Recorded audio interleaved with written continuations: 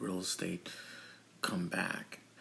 I think to answer these questions, what you really have to ask yourself is which part of real estate. Real estate is such a big, diverse area. Like you have your rentals, you have your property sales, you have your single family sales, you got your multi-unit sales, and you got the commercial stuff as well.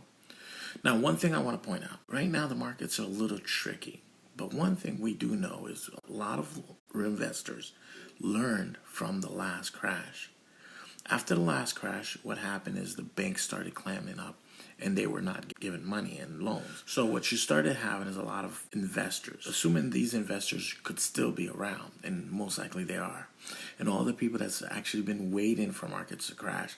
This may present an opportunity for a lot of people, but it might slow things down. The second problem too, or the second thing, you have the sellers. People who own homes know that the markets is crashing. So there's a good chance they're not going to sell right now. So you might have less product out.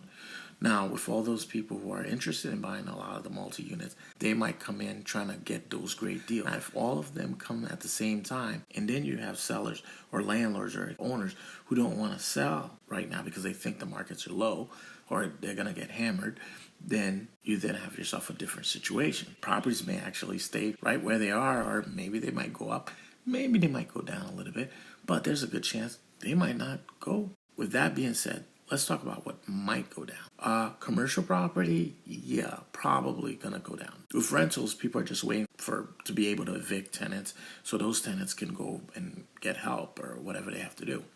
But in the case of commercial rentals, office rentals, commercial rentals, I think the game's changed. I think they need to really start to evolve. I think a lot of businesses are probably not coming back.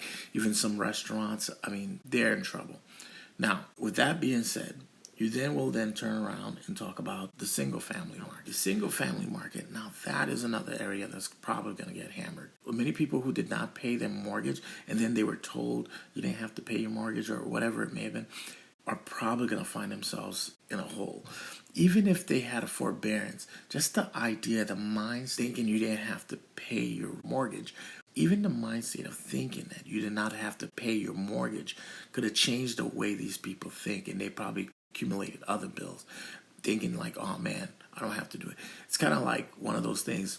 If you're always trying and you're always out there busting your butt, well, guess what? You have a higher chance of being successful in everything. But if you start to play the victim or become a victim or allow yourself to be or stay as a victim, then sooner or later what happens is you start to become a victim in everything you do. My opinion is this. Multi-units are probably going to be fine because they're going to be the things that's going to save people, where people are going to need to be a big thing going on there. So it might be the best time to start buying single-family homes. Here, the only assumption here is that that's assuming that all those real estate guys are not going to just grab those single-family homes or the REITs.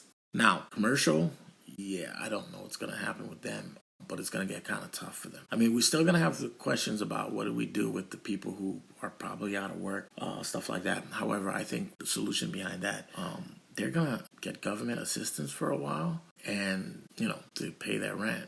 Like, share, and subscribe. We can continue having this conversation on real estate.